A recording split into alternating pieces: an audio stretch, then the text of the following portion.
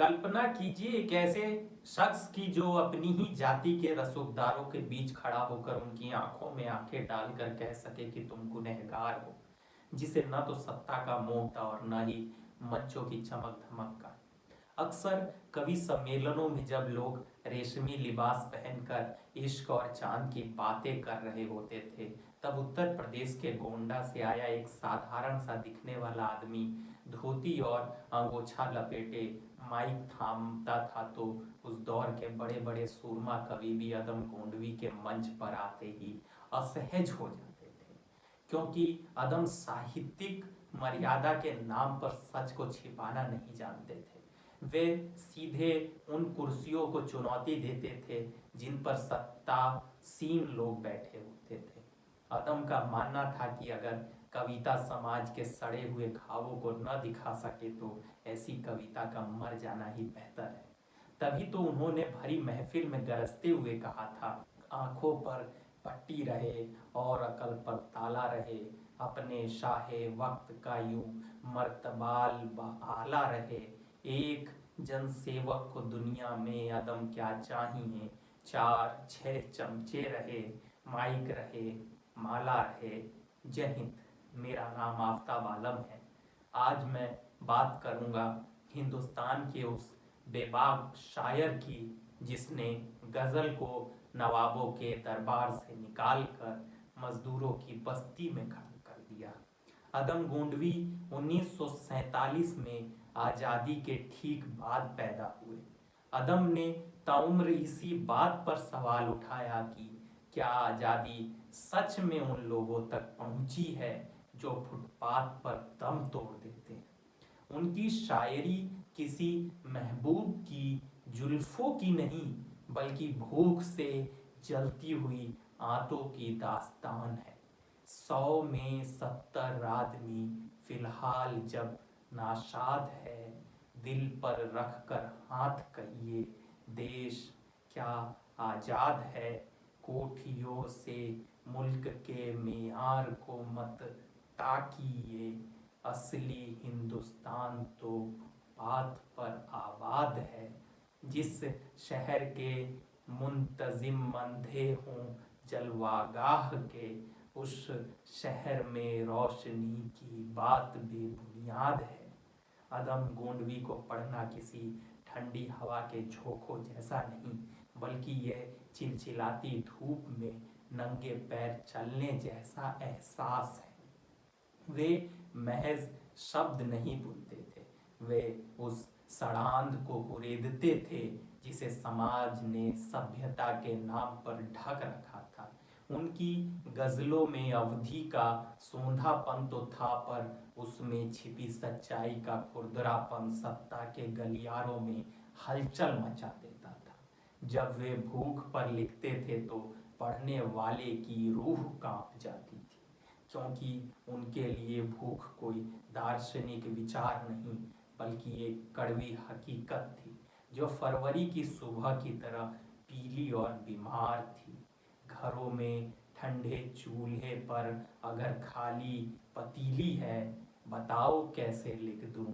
धूप फागुन की नशीली है, भटकती है हमारे गांव में गूंगी भिखारन सी। यह सुबह फरवरी बीमार पत्नी से भी पीली है। उत्तर प्रदेश के गोंडा जिले का अट्टा गांव अदम की प्रयोगशाला था। ठाकुर परिवार में जन्म लेने के बाद भी उन्होंने अपनी ही बिरादरी के सामंती रवैये पर सबसे प्रखर वार किए। उन्होंने देखा कि गांव में प्रधानी का चुनाव और सत्ता का खेल कैसे गरीबों की बलि चढ़ाता है। आदम ने उस पाखंड को करीब से देखा था, जहां मंदिर में घंटों बिताने वाले लोग बाहर निकलते ही किसी मासूम का शिकार ढूंढते थे। उन्होंने अपनी कलम को तलवार बनाया और समाज के उस दोहरे चेहरे पर प्रहार किया।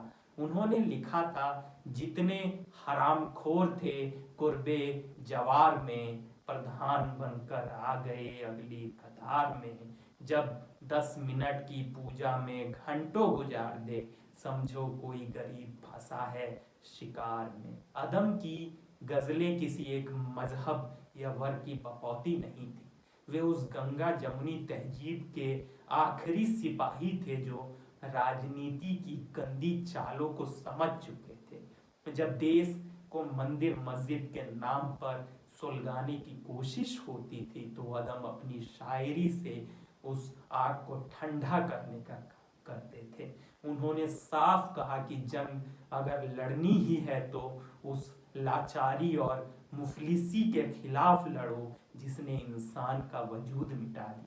हिंदू या मुसलमान के एहसासात को मत छेड़िए, अपनी कुर्सी के लिए जज्बात को मत छेड़िए। अगर गलतियां बाबर की थी, जुम्मन का घर फिर क्यों जले। ऐसे नाजुक वक्त में हालात को मत छेड़िए। छेड़िए जंग मिलजुल कर गरीबी के खिलाफ। दोस्त मेरे मजहबी नगमात को मत छेड़िए। लेकिन अदम का सबसे प्रखर और ऐतिहासिक विद्रोह तब दिखा जब उन्होंने चमारों की गली लिखी। ये सिर्फ एक कविता नहीं थी, ये एक ऐसा मुकदमा था जिसकी सुनवाई सीधे जनता की अदालत में होनी थी।